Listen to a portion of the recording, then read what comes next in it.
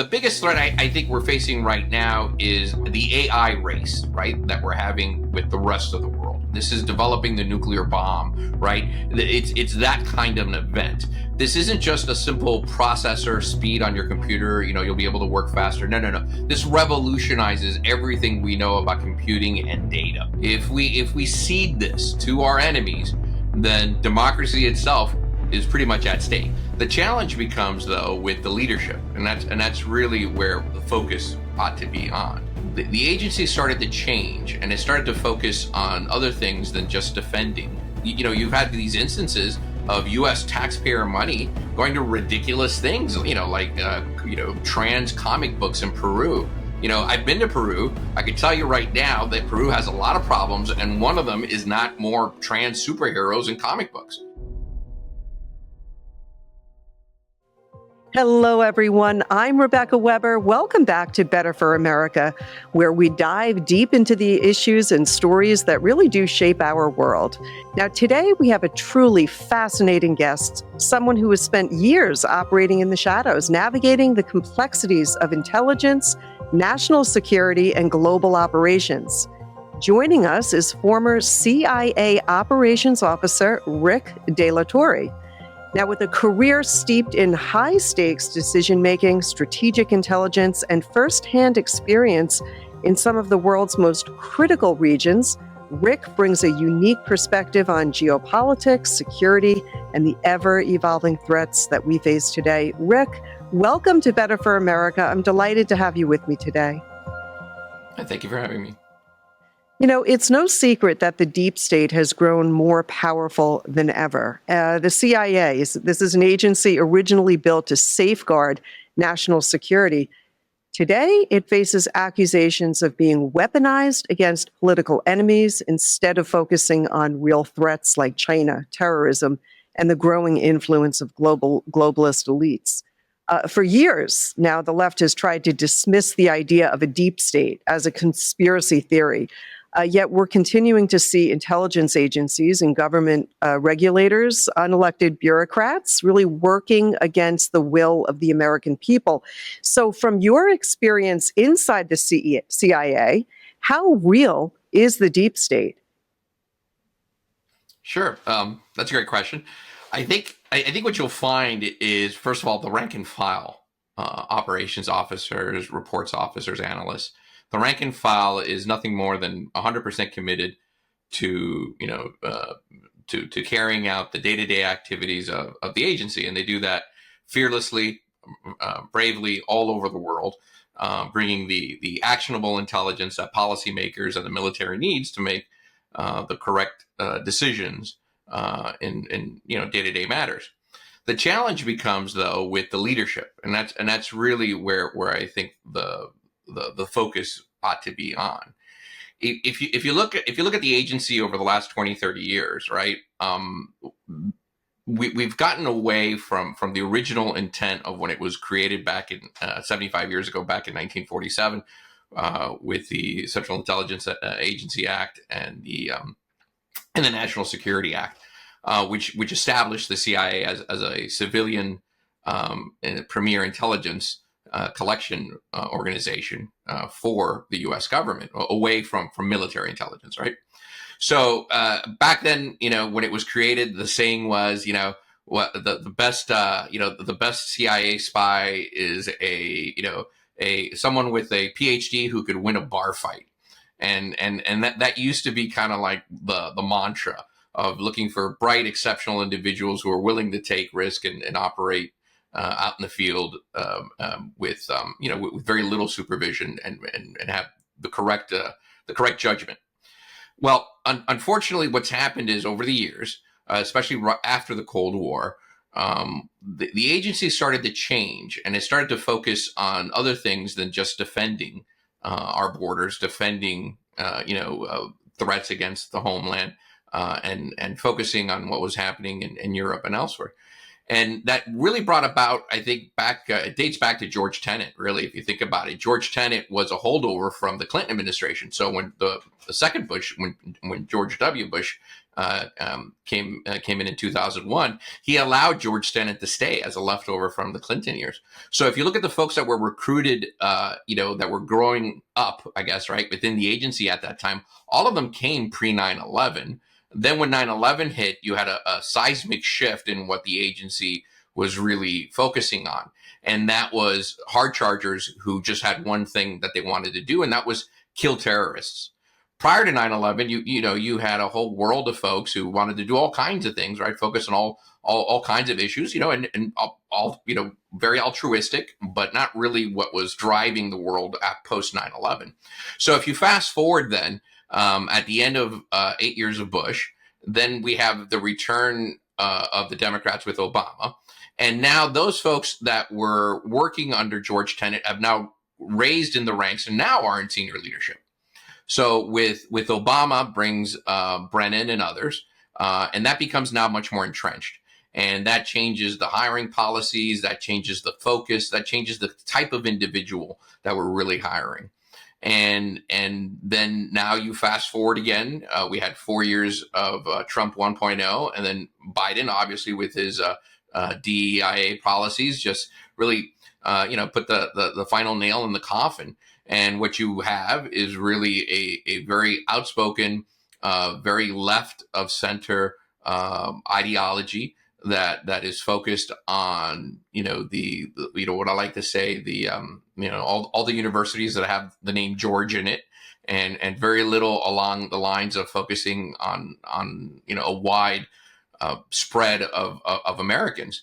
So if you continue to recruit pockets in the New England states, in New York, and definitely here in DC, Los Angeles, Chicago, you're just going to get not the kind of diversity of thought that we need. You may get diversity in skin color or in gender or background, but you're getting the same kind of mental knowledge and focus on pretty liberal ideas.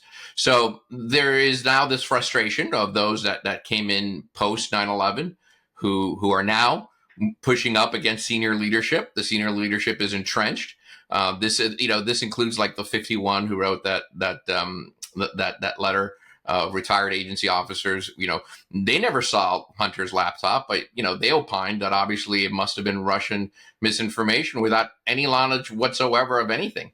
And then they're shocked when their security clearances are yanked. Yes. So I'm excited with Trump and what he's doing now, and I think what's going to happen is you're going to start to see hopefully. That entrenched, thinking, those entrenched leaders start to move and really give way to that next generation of folks who did join post 9/11, who have one thing in mind, and that's defending the United States. Yeah, and I think what's so important, really, that you hit on very well here is the leadership. It's really about the leadership, and here we've got people with extreme ideologies that talk about diversity, equity, and inclusion. When in fact, what you're saying is that it seems that real diversity that's based on merit and that takes into consideration, if you have the ability to make these decisions, if you have a moral compass, so to speak, those things have eroded away, and it's become more centered on hiring people that think alike over the years. And so here we are today with a CIA that has really has a lot of influence, has a lot of controlling influence, can control indirectly, in a sense, how things are being handled. So all very, very important to know, and for our listeners to really understand that what Trump is looking to do is to really clean house, so to speak. He's looking for the right people in leadership to increase transparency, because American people ought to trust these institutions. They were put in place for good reason. We need to get back to the basics here. And what's on top of so many AMAC members' minds today is the recent investigations, what we see happening under DOJ. And we see that it's been revealed that the USAID programs, which were funded or are funded by American taxpayers, have operated with very little oversight. And this raises concerns about where the money is actually going, whether it's serving U.S. interests. From your experience in intelligence and global operations, sir, how do agencies like the CIA view the risks and potential exploitation of foreign aid programs? Well, I don't think it's just focused on the intelligence community. Really, it goes against a lot of the activities that USAID has been conducting over the years. Goes against just the basic rules of U.S. foreign policy, writ large, right? Mm. So that affects not just the intelligence community, but it affects State Department and law enforcement and the Defense Department. What you had here, right? When USAID was created under the Kennedy administration, it was really designed to counter Soviet influence in lesser developed countries. USAID would build bridges and desalination plants and provide clean water to communities and show the goodwill of the United States, right? And it was designed to be that fast on the ground kind of counterpart, I guess, to maybe like a Peace Corps or something, where we would spread, American generosity and counter, the Soviets. However, what's happened over the years is, like most government programs, right? They grow, they become bloated. And the way USAID was structured, because it was brought into existence not by congressional law or an act, right? It was brought into existence by an executive order under the Kennedy administration. So it always operated independently of the State Department. It could just do whatever it wanted to do. And the dirty little secret was that if you retire from the State Department with your whatever advanced degree in African tribal native studies, and you see yourself not unemployable in the real world, well, you just create an NGO, and then you call up your buddies at USAID, and then you get funding for whatever pet project you have, and it doesn't matter how it fits into the greater scope of U.S. foreign policy. So you'd have instances, obviously, which I'm excited that Doge and Musk have gone ahead and shine a light on. You've had these instances of U.S. taxpayer money going to ridiculous things, like trans comic books in Peru. I've been to Peru. I can tell you right now that Peru has a lot of problems, and one of them is not more trans superheroes in comic books. And that's something that maybe the U.S. taxpayer shouldn't really be involved in funding. Now, so the challenge then came with USAID and its unresponsiveness. Over and over again, whoever was in charge always tried to audit them, and they would just disregard it, or they would follow very strict IG rules when it came to auditing that, quite frankly, makes no sense from an accounting perspective. You really need someone to look at outflows and inflows to understand that. They get caught up in the CBO kind of dictionary definitions of things. So there's no general ledger there that was ever open to inspection. And then, on January 20th, President Trump issues his executive orders regarding, policies that he wants to see changed writ large throughout the federal agency. And USAID decided to ignore them. And, well, you ignored them, and now it's time to kind of pay the piper on that. They came in and they said, okay, well, if you're not going to follow executive orders, then this is what we're going to do. We're going to pause everything. We're going to stop everything.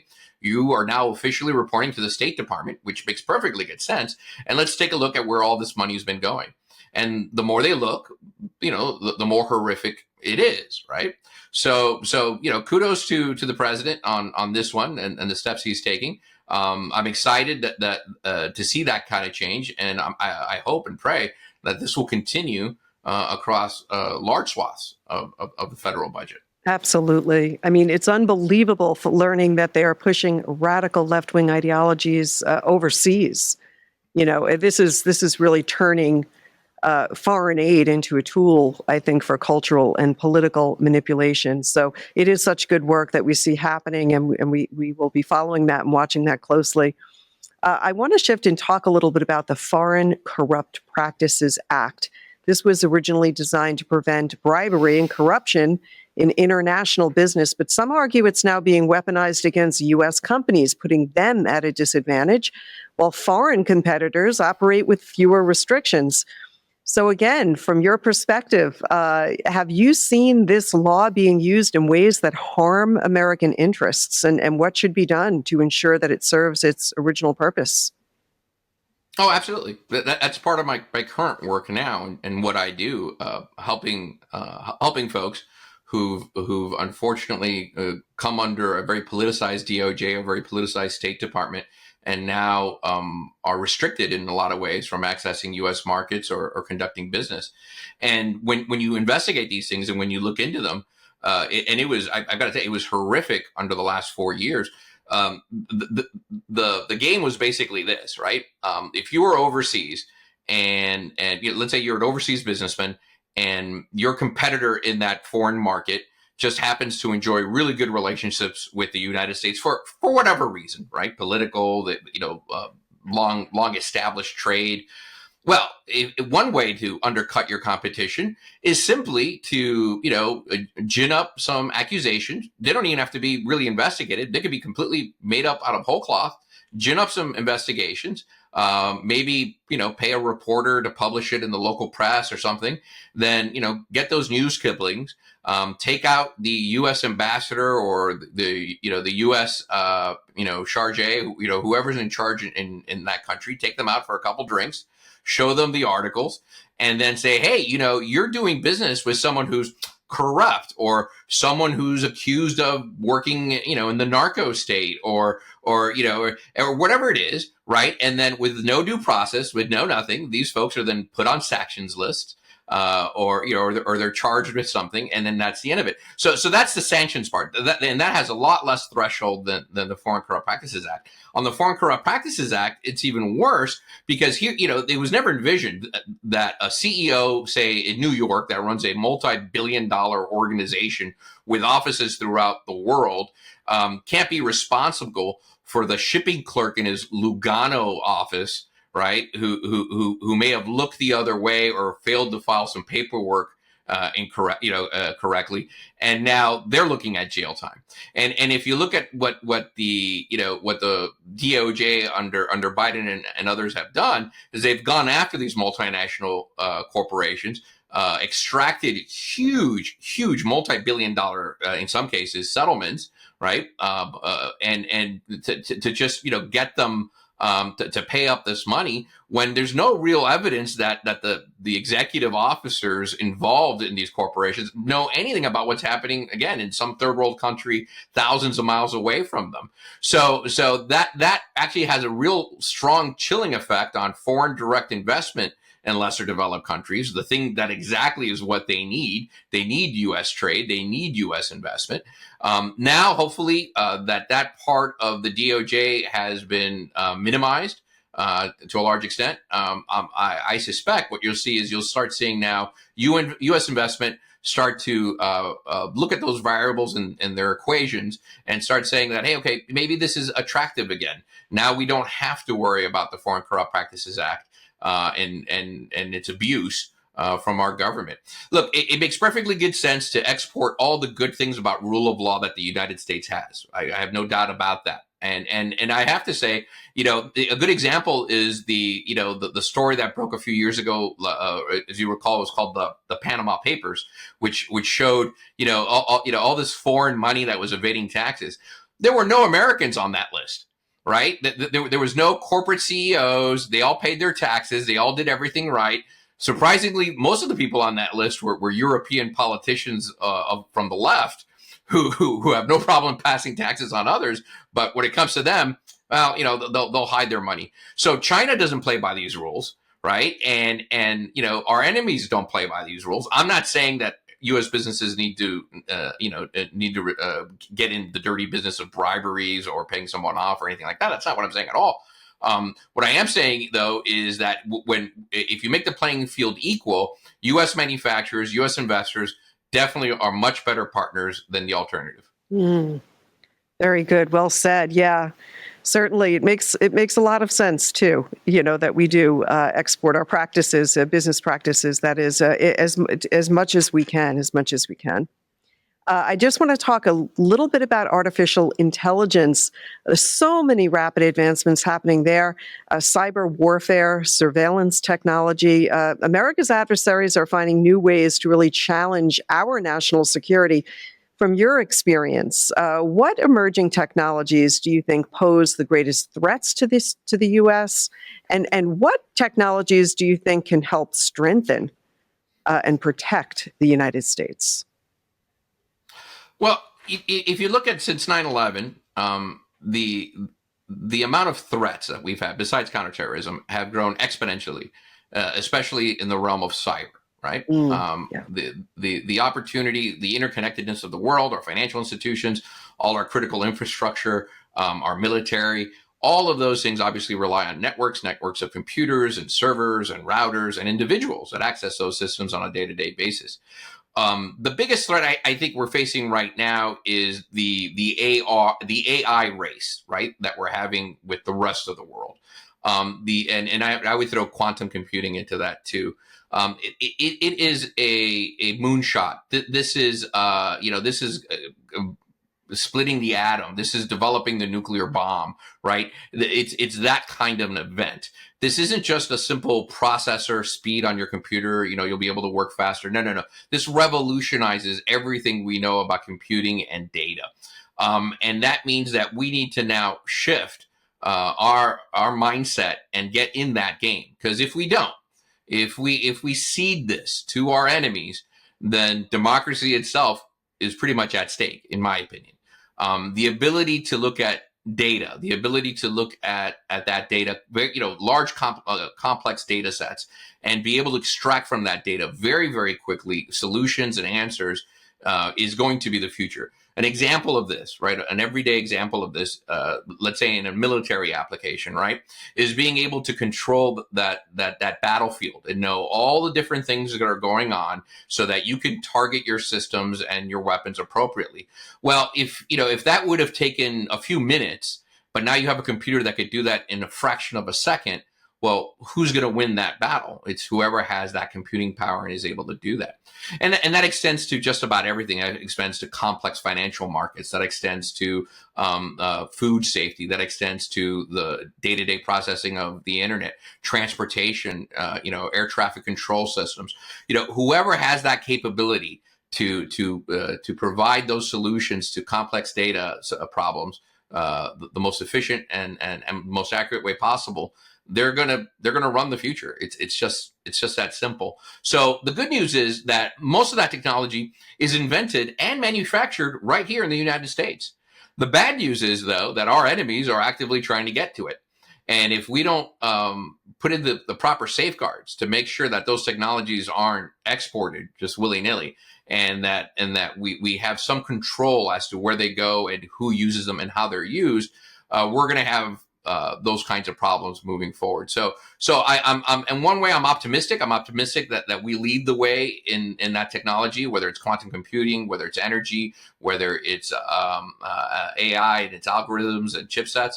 I do worry though that countries like China, and in this case, really particularly China, are going to either steal that IP from us or make the investments in that technology in military applications and in defense applications, and then we're going to have some real problems catching up. I find AI just so fascinating to really understand. Yeah. We're at a whole new place today, just from even a decade ago, let alone say 50 years ago. This is so important, these emerging technologies, that we keep our eye on them and that we have the right leadership, as you have said a few times here today. We need good, strong leadership that's ensuring that Americans and America is protected. I want to thank you, Rick. This has really been a fascinating conversation. I really appreciate you because your insights into intelligence, national security, and really all of the challenges that America faces is eye-opening. So we truly appreciate you sharing your expertise and giving us a glimpse into the realities of the world. Thank you again. No, thank you for having me. This is really terrific. And for all of you out there listening, if you found this discussion as compelling as I did, please be sure to subscribe, leave a review, share this episode. We're so appreciative. Rick De La Torre, again, thank you for joining us. It's been an honor having you on the show. Until next time, everyone, I'm Rebecca Weber. Have a blessed day. Thank you. The Association of Mature American Citizens is the conservative voice for Americans 50 and older. AMAC is fighting for the values that you hold dear. Join today. Together, we can write the course of America.